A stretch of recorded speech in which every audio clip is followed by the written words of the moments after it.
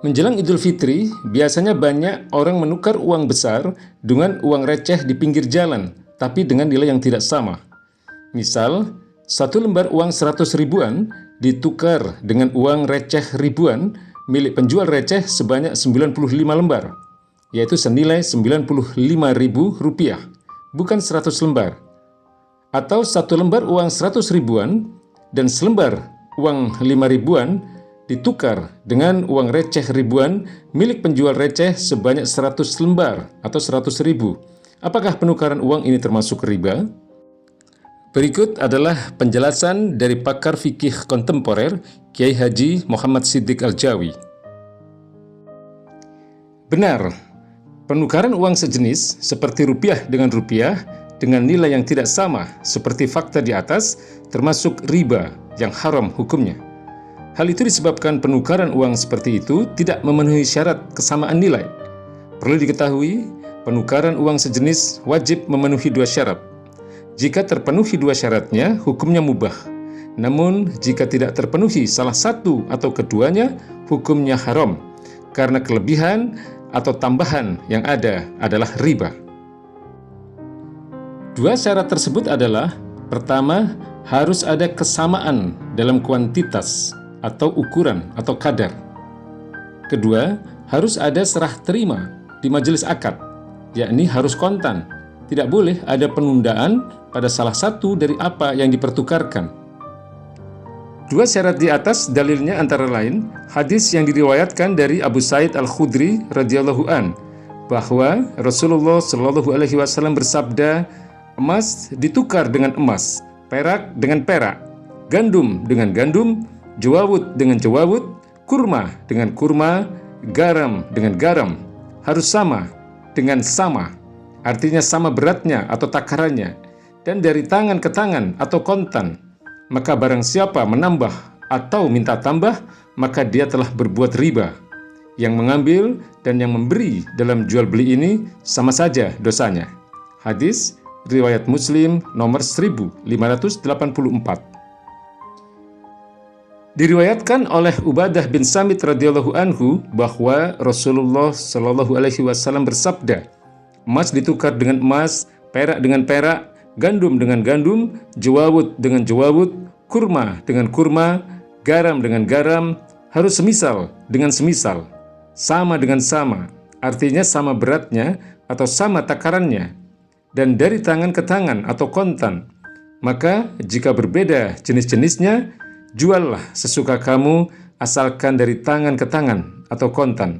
Hadis riwayat Muslim nomor 1210, At-Tirmizi jilid 3 nomor 532, Abu Dawud jilid 3 nomor 248. Dari dua hadis di atas dapat dipahami bahwa dalam penukaran barang-barang ribawi, yaitu emas, perak, gandum, jawawut, kurma, dan garam, terdapat ketentuan sebagai berikut. Dari hadis Abu Sa'id Al-Khudri, hadis pertama, dapat dipahami jika barang yang ditukarkan masih satu jenis, misalnya adalah emas dengan emas, syaratnya ada dua. Pertama, harus ada kesamaan dalam hal beratnya atau takarannya. Hal ini didasarkan pada bunyi hadis mislan bimislin, yakni dalam penukaran barang-barang ribawi harus dilakukan dalam jumlah atau ukuran yang sama. Jadi diharamkan adanya tambahan atau kelebihan. Kedua, harus ada serah terima di majelis akad, yakni dilakukan secara kontan. Hal ini didasarkan pada bunyi hadis yadan biyadin, dari tangan ke tangan, yakni dalam penukaran barang-barang ribawi harus dilakukan secara kontan. Jadi diharamkan jika terjadi penundaan atau al-ta'jil. Dari hadis Ubadah bin Samit atau hadis kedua dapat dipahami bahwa jika barang yang ditukarkan tidak satu jenis, misalnya emas dengan perak, maka boleh ada kelebihan atau tambahan, dan syaratnya hanya satu saja, yaitu harus dilakukan secara kontan. Ini ditunjukkan oleh lafaz hadis idza kana yadan biyadin, jika hal itu dilakukan secara kontan.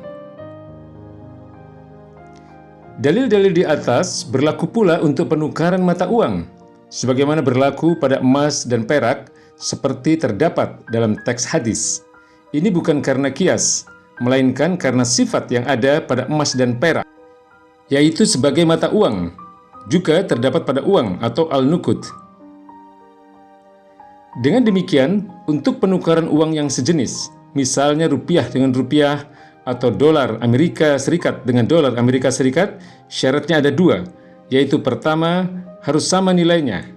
Kedua, harus dilakukan secara kontan. Sedangkan untuk penukaran uang yang tidak sejenis, misalnya rupiah dengan dolar Amerika, syaratnya satu saja, yaitu harus dilakukan secara kontan. Berdasarkan uraian di atas, jelaslah bahwa haram hukumnya menukar uang 100 ribuan dengan uang receh ribuan, seribuan misalnya, milik penjual receh sebanyak 95 lembar, sebab nilainya tidak sama. Dalam hal ini si penjual uang receh telah mendapat kelebihan Rp5.000, yang tidak diragukan lagi adalah riba yang haram hukumnya. Demikian pula haram hukumnya menukar satu lembar uang 100 ribuan ditambah selembar uang 5 ribuan yang total nilainya adalah Rp105.000 dengan uang receh ribuan seribuan milik penjual receh sebanyak 100 lembar. Sebab nilainya tidaklah sama. Dalam hal ini si penjual uang receh juga mendapat kelebihan Rp5.000 yang jelas merupakan riba yang haram hukumnya. Namun yang berdosa bukan hanya penjual receh, melainkan termasuk juga yang menukarkan. Karena menurut hadis, baik pemberi maupun penerima sama-sama telah melakukan transaksi riba. Perhatikan sabda Nabi Shallallahu Alaihi Wasallam berikut ini. Barang siapa menambah, yaitu dari pihak pemberi atau pembeli, atau minta tambah, yaitu dari pihak penerima atau penjual, maka ia telah melakukan riba. Yang mengambil dan yang memberi dalam jual beli ini sama saja dosanya. Hadis riwayat Muslim nomor 1584. Ingatlah bahwa riba adalah dosa besar. Na'udzubillahi min dzalik. Sabda Nabi Shallallahu Alaihi Wasallam, jauhilah olehmu 7 perkara yang membinasakan. Para sahabat bertanya, wahai Rasulullah, apakah itu? Rasulullah kemudian menjawab, syirik, sihir, membunuh jiwa yang diharamkan Allah Subhanahu wa Ta'ala untuk membunuhnya kecuali dengan alasan yang benar, makan riba, memakan harta anak yatim, lari dari medan perang, dan menuduh zina kepada perempuan mukmin yang baik-baik. Hadis riwayat Bukhari nomor 2015 dan Muslim nomor 89. Dari Abdullah bin Mas'ud radhiyallahu an, Rasulullah Shallallahu Alaihi Wasallam bersabda, riba memiliki 73 macam pintu atau tingkatan dosa. Dosa riba yang paling ringan adalah seperti seorang laki-laki yang berzina dengan ibu kandungnya sendiri. Hadis riwayat Al-Hakim dalam Al-Mustadrak jilid 2 nomor 37. Beliau berkata, ini adalah hadis sahih menurut syarat Bukhari dan Muslim, meski keduanya tidak meriwayatkan hadis tersebut. Dan penilaian kesahihan hadis ini disetujui oleh Imam Zahabi. Dinilai sahih pula oleh Syekh Nasiruddin Al-Albani dalam Sahih Ibnu Majah jilid 2 nomor 27. Dari Abdullah bin Hanzalah radhiyallahu anhu bahwa Rasulullah Shallallahu Alaihi Wasallam bersabda, 1 dirham riba yang dimakan oleh seseorang padahal dia tahu lebih besar dosanya dari 36 kali berzina. Hadis riwayat Ahmad dalam Al-Musnad jilid 5 nomor 225. Syekh Nasiruddin Al-Albani berkata, sanad hadis ini sahih menurut syarat Syaikhaini, yaitu Bukhari dan Muslim.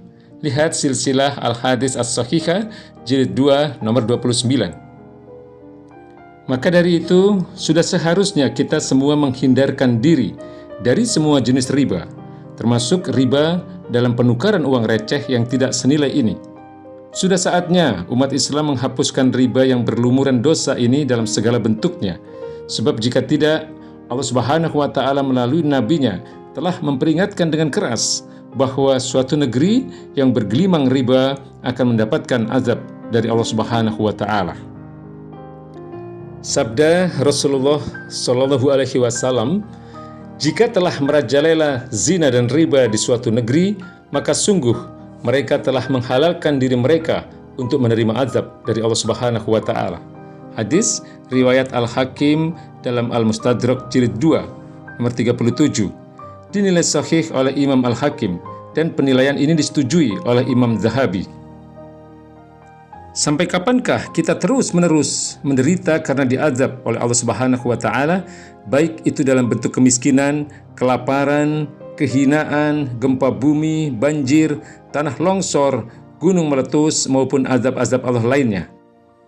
Rasulullah Shallallahu Alaihi Wasallam bersabda, barang siapa mengajak kepada petunjuk, niscaya ia mendapatkan pahala seperti pahala orang-orang yang mengikutinya, tanpa mengurangi pahala mereka sedikit pun. Hadis riwayat Muslim. Wallahu a'lam bishawab.